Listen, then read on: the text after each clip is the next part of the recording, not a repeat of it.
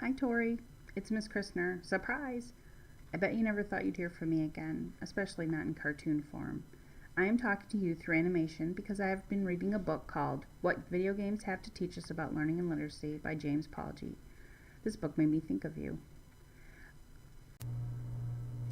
I remember how hard school was for you and how you felt completely out of place, but you always had your DS with you. You would talk to me all the time about your games. I'd always hoped that you would develop that much interest in school also.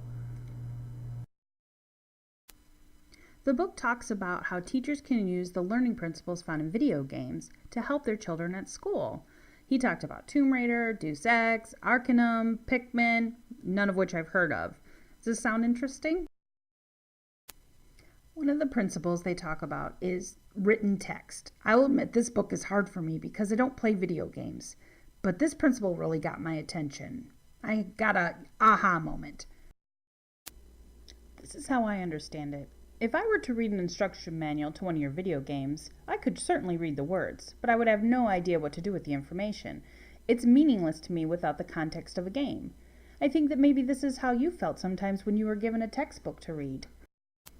If I give you a science book, of course you can read about the water cycle, but applying that knowledge is the challenge. I can see the struggle of you and many of my other students. Now I just need to figure out what to do about it.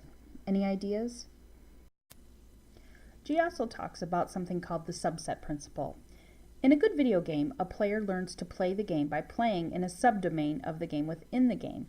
This is important to learning and regularly ignored in schools. What he's talking about is the first few levels of a game where you are learning the moves. In these training levels, you're learning the game and the controls. You're not trying to defeat the main villain, and there's little chance of dying or failure. But in schools, we completely ignore the training levels. We lecture you for an hour and then send you off to do the work. I think that there needs to be a way to implement this principle into our schools. I'm not quite finished with the book yet, but I think it has given me a new way of thinking in regards to teaching. I would love to hear any ideas you may have. Do you think his ideas are valid? Is he on the right track? Let me know. Have a great senior year, Tori. Miss Chrisner. Created using Powtoon.